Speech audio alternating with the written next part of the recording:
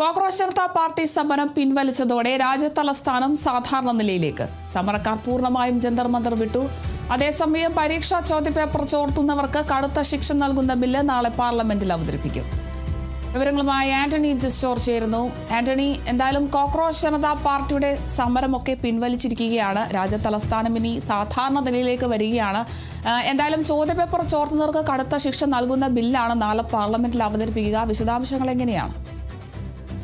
സ്വതന്ത്ര ഇന്ത്യയുടെ ചരിത്രത്തിലെ ഏറ്റവും പുതിയ അധ്യായം തന്നെയാണ് ഇന്നലെ ജന്തർ മന്ദറിൽ അവസാനിച്ച കോക്രോച്ച് ജനതാ പാർട്ടിയുടെ നേതൃത്വത്തിലുള്ള യുവാക്കളുടെ സമരം എന്ന് പറയുന്നത്.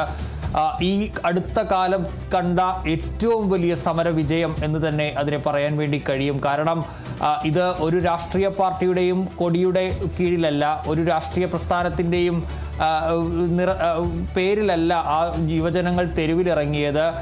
അവർ നേരിട്ട ആ ചോദ്യപേപ്പർ ചോർച്ചയിൽ അവരുടെ ഭാവി അടക്കം അനിശ്ചിതത്വത്തിലാകുന്നു എന്നുള്ള ആ ഒരു തിരിച്ചറിവിൻ്റെ പശ്ചാത്തലത്തിലാണ് യുവത മുഴുവനായി തെരുവിലേക്ക് കോക്രോച്ച് ജനതാ പാർട്ടി സ്ഥാപകൻ അഭിജിത് ദീപ്കയുടെ ആ ഒരു ആഹ്വാന പ്രകാരം ഡൽഹിയിലേക്ക് 36 ദിവസം മുമ്പ് ഇറങ്ങുന്നത്. ആ സമരം ആദ്യഘട്ടത്തിലൊക്കെ കണ്ടില്ലെന്ന് നടിച്ച കേന്ദ്ര സർക്കാരിന് പിന്നീട് ആ സമരത്തെ അവഗണിക്കാൻ കഴിയാത്ത നിലയിലേക്ക് എത്തുകയും അതിനൊടുവിൽ ഈ അവരാവശ്യം ഉന്നയിച്ചതുപോലെ കേന്ദ്ര വിദ്യാഭ്യാസ മന്ത്രി ധർമ്മേന്ദ്ര പ്രധാന്റെ രാജിയിലേക്ക് അത് എത്തുകയും ചെയ്തു.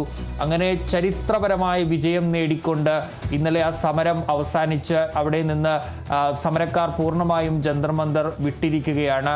ഇനിയും വിവിധ വിഷയങ്ങളുണ്ട്. അതിലൊക്കെ പ്രക്ഷോഭവുമായി അല്ലെങ്കിൽ അവർ അതിൽ ഇടപെടലുമായി വീണ്ടും CJP പ്രവർത്തകർ വരും എന്ന് തന്നെയാണ് നമുക്ക് മനസ്സിലാക്കാൻ കഴിയുന്നത്. അവർക്ക് വിവിധ ഉറപ്പുകളടക്കം നൽകിയിട്ടുണ്ട്. അത് ചൊവ്വാഴ്ചയ്ക്കകം പാലിക്കാം, എഴുതി നൽകാമെന്നാണ് അറിയിച്ചിരിക്കുന്നത്. ഏതായാലും അതെല്ലാം പൂർത്തിയായി അടുത്ത വിഷയങ്ങളിൽ ഇനി ഇവിടെ കൊണ്ട് അവസാനിക്കുന്നില്ല എന്നുള്ള കാര്യം ഇന്നലെ തന്നെ അഭിജിത് ദീപ്കെ പ്രഖ്യാപിച്ചിട്ടുണ്ട്. ഏതായാലും ആ സമരം അവസാനിക്കുമ്പോൾ അത് ഇന്ത്യയെ സംബന്ധിച്ച് പുതിയൊരു ചരിത്രം തന്നെയാണ്, പുതിയൊരു പാഠമാണ്. അത് പ്രതിപക്ഷ പാർട്ടികൾക്കും അതുപോലെ തന്നെ രാജ്യത്തെ ഭരിക്കുന്നവർക്കുമെല്ലാം നൽകുന്ന പുതിയൊരു പാഠമായി മാറുകയാണ്. ഏതായാലും ഇന്നലെ വൈകുന്നേരത്തോടുകൂടി ഈ കേന്ദ്ര മന്ത്രിമാരുമായുള്ള ചർച്ചയ്ക്ക് പിന്നാലെ തന്നെ സമരം അവസാനിപ്പിച്ചതായി വാർത്താ സമ്മേളനത്തിൽ CJP നേതാക്കൾ പ്രഖ്യാപിച്ചിരുന്നു. തുടർന്ന് അതിന് പിന്നാലെ തന്നെ സമരക്കാരെല്ലാം ജന്തർ മന്ദറിൽ നിന്ന് ഓരോരുത്തരായി മടങ്ങുകയും ചെയ്തു. ഏതായാലും ആ സമരപ്പന്തലടക്കം ഇപ്പോൾ പൊളിച്ച് നീക്കുകയും ചെയ്തിട്ടുണ്ട്. ഇനിയിപ്പോൾ ആകെ രാജ്യതലസ്ഥാനം കഴിഞ്ഞ് കുറച്ച് ദിവസങ്ങളായി, ഏതാണ്ട് ഒരാഴ്ചയോളമായി വീണ്ടും കർശനമായ നിയന്ത്രണങ്ങളിലായിരുന്നു. പ്രത്യേകിച്ച് മെട്രോ സ്റ്റേഷനുകളടക്കം അടച്ചിട്ടുകൊണ്ടുള്ള ഒരു സമരത്തെ നേരിടുന്ന രീതിയാണ് പോലീസ് അടക്കം സ്വീകരിച്ചിരുന്നത്. അതുകൊണ്ട് തന്നെ അവരുടെ യാത്രയെ അടക്കം അത് ബാധിക്കുന്നൊരു സാഹചര്യം ഉണ്ടായിരുന്നു. ഏതായാലും അതെല്ലാം മാറി ഇന്നു മുതൽ തലസ്ഥാനം സാധാരണ നിലയിലേക്ക് മാറുന്നു എന്നുള്ളതാണ് ഏറ്റവും പ്രധാനപ്പെട്ട കാര്യം എന്ന് പറയുന്നത്.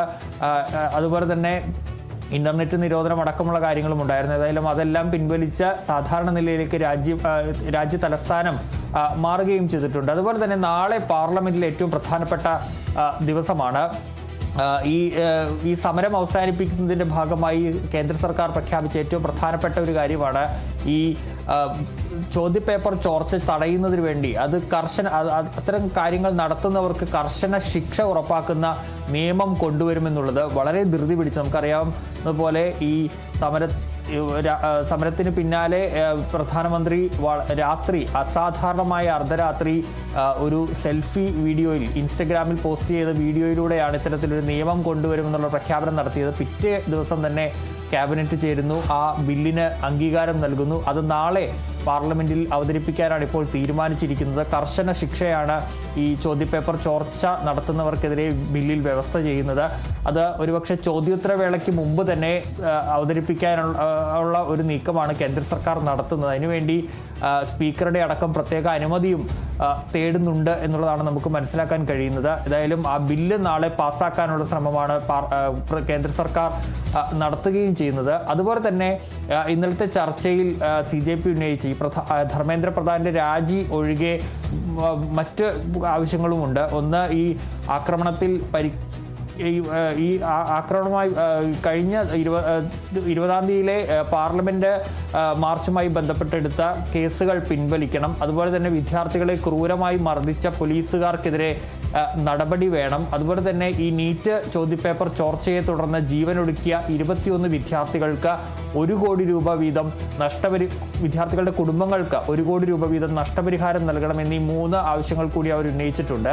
ഈ ആവശ്യങ്ങളുമായി ബന്ധപ്പെട്ടുള്ള ഉറപ്പുകൾ ഈ ചൊവ്വാഴ്ച എഴുതി നൽകാമെന്നും കേന്ദ്ര സർക്കാർ അറിയിച്ചിട്ടുണ്ട്. ഈ നഷ്ടപരിഹാരവുമായി ബന്ധപ്പെട്ട കാര്യത്തിലാണ് ചെറിയൊരു ആശയക്കുഴപ്പമുള്ളത്. കാരണം നേരത്തെ ആ ചർച്ചയിൽ അത് കേന്ദ്ര സർക്കാർ പറഞ്ഞിരുന്നു 1 കോടി രൂപ എന്നുള്ളത് ഈ ഓരോ സംസ്ഥാനങ്ങളുടെയും ഒക്കെ നിലവിലെ നിയമങ്ങൾക്കനുസരിച്ച് നൽകാൻ കഴിയൂ എന്നുള്ള കാര്യം. ഏതായാലും അത് അടക്കം ചൊവ്വാഴ്ച എഴുതി നൽകാമെന്നാണ് ഇപ്പോൾ കേന്ദ്ര സർക്കാർ അറിയിച്ചിരിക്കുന്നത്.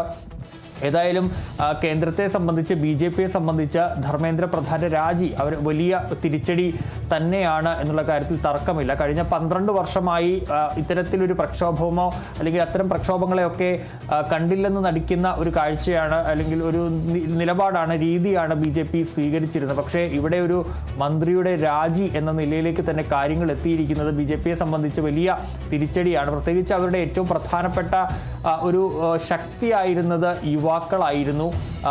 യുവതലമുറ നരേന്ദ്രമോദിക്കൊപ്പം എന്നുള്ള പ്രചാരണമാണ് BJP നടത്തിയിരുന്നത്. പക്ഷെ അങ്ങനെയല്ല, ഇപ്പോൾ യുവതലമുറ മൊത്തമായും BJPക്കെതിരെ തിരിയുന്നൊരു സാഹചര്യമുണ്ടായി. അതുകൊണ്ട് തന്നെയാണ് മോദിക്ക് ഇൻസ്റ്റഗ്രാമിൽ സെൽഫി വീഡിയോയായി വരേണ്ടി വന്നത്.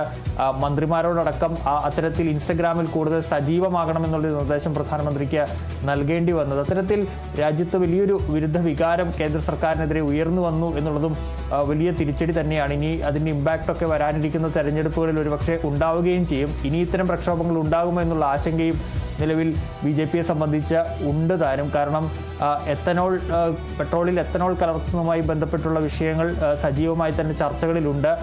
നിതിൻ ഗഡ്കരിയുടെ ഒരു നീക്കത്തിനെതിരെയൊക്കെ വലിയ പ്രതിഷേധം രാജ്യത്ത് ഉയരുകയും ചെയ്യുന്നുണ്ട്. ഇത്തരത്തിൽ അടുത്തത് നിതിൻ ഗഡ്കരിയിലേക്ക് അത് എത്തുമോ എന്നുള്ള ആശങ്കയും ഒക്കെ നിലവിൽ നിൽക്കുകയും ചെയ്യുന്ന സാഹചര്യമുണ്ട്. ഇന്നലെ ഈ സമരം അവസാനിപ്പിച്ചില്ലായിരുന്നെങ്കിൽ ധർമ്മേന്ദ്ര പ്രധാന്റെ രാജി അല്ല, ഇനി പ്രധാനമന്ത്രി നരേന്ദ്രമോദിയുടെ രാജി ആവശ്യപ്പെടുമെന്ന് അഭിജിത് ദീക്കെ അടക്കമുള്ള CJP നേതാക്കൾ പ്രഖ്യാപിക്കുകയും ചെയ്തിരുന്നു. അത്തരത്തിലൊരു സാഹചര്യം കൂടി നിലവിലുണ്ട് എന്നുള്ളതാണ്. ഏതായാലും സമരം അവസാനിച്ചിരിക്കുന്നു. ജന്തർ മന്ദറിൽ നിന്ന് സമരക്കാരെല്ലാം പൂർണ്ണമായി പിരിഞ്ഞുപോയിരിക്കുന്നു.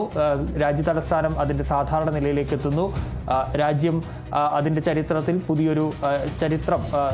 പുതിയൊരു ദിനം കൂടി എഴുതി ചേർക്കുകയാണ്.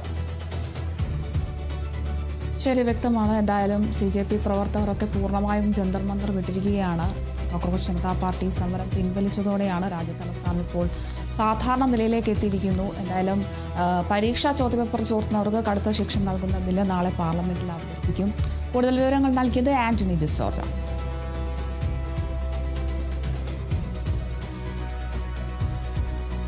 ധർമ്മേന്ദ്ര പ്രധാൻ കേന്ദ്ര വിദ്യാഭ്യാസ മന്ത്രി സ്ഥാനം രാജിവെച്ച സംഭവത്തിൽ പ്രതികരണവുമായി കേന്ദ്ര ആഭ്യന്തരമന്ത്രി അമിത്ഷാ. BJP പ്രവർത്തകർക്ക് ഏതൊരു പദവിയേക്കാളും ഉപരിയായി രാജ്യവും യുവാക്കളും വിദ്യാർത്ഥികളുമാണ് പ്രധാനമെന്നും ധർമ്മേന്ദ്ര പ്രധാന്റെ രാജി ഈ തത്വമാണ് തെളിയിക്കുന്നതെന്നും അമിത്ഷാ എക്സിൽ കുറിച്ചു.